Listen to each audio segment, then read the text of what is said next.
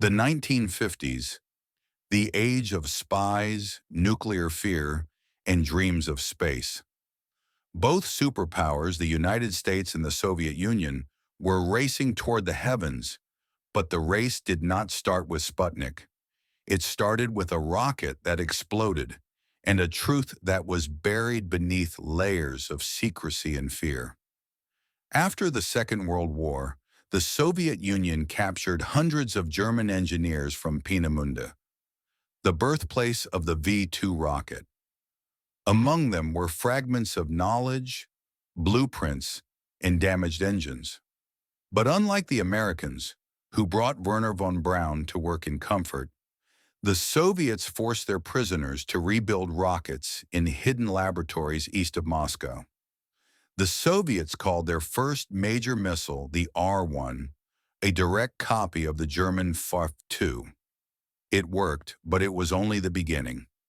By 1953, a quiet revolution was taking shape inside a group of hangars in Kaliningrad, near Moscow. A man named Sergei Pavlovich Korolev, a survivor of Stalin's purges, was leading a secret design bureau known as OKB-1. His dream was beyond warfare. He wanted a rocket that could reach orbit. But to the Kremlin, rockets were not about exploration. They were weapons. The Soviet leadership wanted something that could carry a nuclear warhead to America. The military called it the R-3, a new long-range missile built from nothing but ambition and fear. The R-3 would have a range of 3,000 kilometers, far beyond anything the Germans had built. But the challenge was enormous.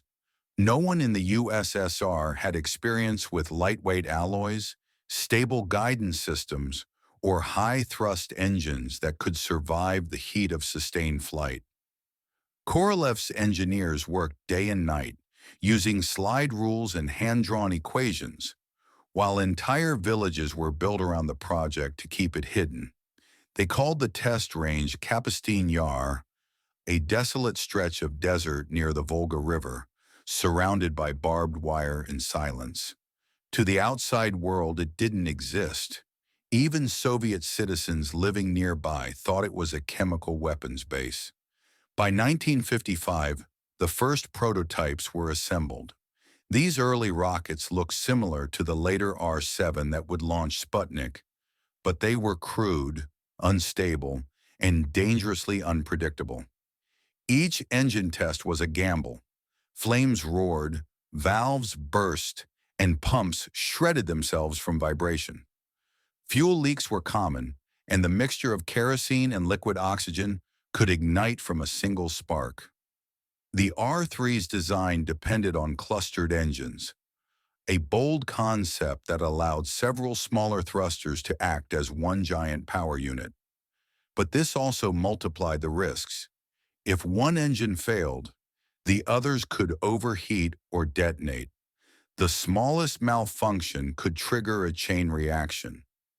On a cold evening in October 1955, Korolev's team prepared for what would be the program's first full-scale launch attempt. Hundreds of technicians worked in heavy coats beneath floodlights. They checked cables, refueled tanks, and sealed hatches. Few of them understood that they were standing beside one of the most dangerous machines ever built. There were no radiation suits, no emergency bunkers, no reinforced command posts, only thin concrete walls and optimism. At 9:30 p.m., the countdown began. Pressure gauges flickered. The rocket shuddered as its engines ignited. For a moment, everything seemed to work. Then a sudden hiss, a pump failure, and the sky turned white. The rocket erupted in a blinding explosion that flattened the launch pad and ignited nearby fuel trucks. Witnesses later described a second sun rising over Kapustin Yar. Dozens of engineers were incinerated instantly. The rest ran into the burning debris, trying to save colleagues only to be caught in a secondary blast. For hours the desert burned. When the fires finally died, there was nothing left but twisted steel and silence. The explosion had destroyed the entire R-3 prototype, several support vehicles, and a warehouse of components for future launches. Unburned liquid oxygen pooled in craters, freezing the sand into glass. The disaster was classified at the highest level. No official record named the victims. Their families were told only that they had died in service to the state. The project itself was erased from public documents. Korolev was ordered to remain silent. The government feared that admitting a catastrophic failure would expose Soviet weakness at the height of the Cold War. In the following months, the investigation revealed that the cause was not sabotage, but a simple mechanical fault. A cracked oxidizer line that sprayed oxygen into the engine bay. Combined with leaking fuel, it had created a perfect storm. The resulting fire heated a guidance gyroscope until it exploded, triggering the total detonation of the rocket's main tanks. Kapustin Yar was cleaned overnight. The charred ground was leveled, and a new pad was built a few hundred meters away. Within a week, testing resumed under a new name, R5. The R3 was never mentioned again, but the lessons from that explosion shaped everything that came after. Korolev redesigned the clustering system, improved the turbopumps, and demanded new safety zones.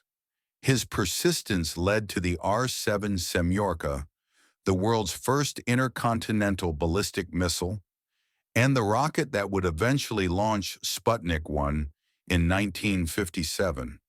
The irony was tragic.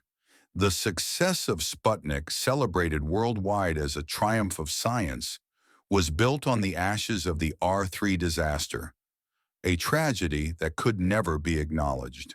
In the Soviet archives, the documents remained sealed for decades.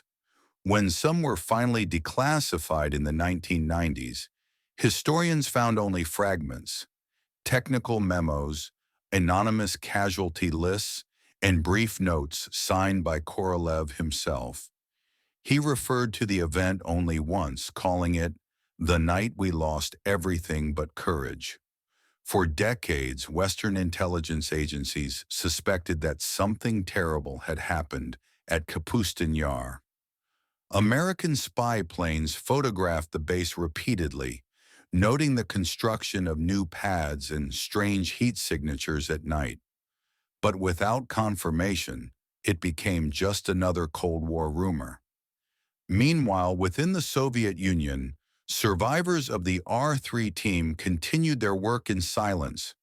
They were not allowed to speak publicly or write memoirs. Some of them later joined the Vostok program, helping to launch Yuri Gagarin. Others vanished into later classified projects. The same engineers who had watched their comrades die now pushing humanity into orbit. The explosion before Sputnik remains one of the least-known disasters in early rocketry. It wasn't just a technical failure. It was a reflection of the era, an age when secrecy was more important than safety, when human lives were traded for political victory. In the West, accidents were public. Explosions were filmed, analyzed, and learned from. But in the Soviet Union, failure could mean exile or execution. Engineers hid problems rather than report them. That culture of silence followed the space program for decades, leading to more hidden catastrophes, like the Netherlands disaster of 1960, which killed over 100 people during another missile test at Baikonur. That event was covered up for 30 years. The R-3 explosion was hidden even longer. Yet despite the fear and censorship, the vision of spaceflight survived. Korolev refused to abandon the dream of orbit. He fought political battles, convinced the Kremlin to fund the R-7, and in 1957, his redesigned rocket succeeded. Sputnik's beep echoed across the planet, a signal of triumph built on silent graves. When Korolev died in 1966, the truth still couldn't be told. His name was classified until after his death, known publicly only as the chief designer. Only then did the world begin to learn what he had endured and what had been lost. Today, few traces of the R3 project remain. The original launch pad at Kapustin Yar is a fenced-off ruin, its surface still scarred from the explosion 70 years ago. Occasionally, archaeologists and enthusiasts visit the site, finding melted metal fragments buried in the sand. They are relics of a program that never officially existed. The story of the rocket that exploded before Sputnik is more than a tale of failure. It's a reminder that progress often begins in tragedy, that behind every success in the space race were moments of darkness no one dared to record. The Soviet Union's obsession with secrecy erased the human cost of its achievements. But the engineers who stood on that pad in 1955, the ones who faced the fire for a dream larger than themselves, were the true pioneers of the space age. Every time a rocket rises from Earth, leaving a trail of flame behind it, a part of that forgotten night still burns in the sky. A ghost of the explosion that almost stopped humanity's journey to the stars, and instead made it possible.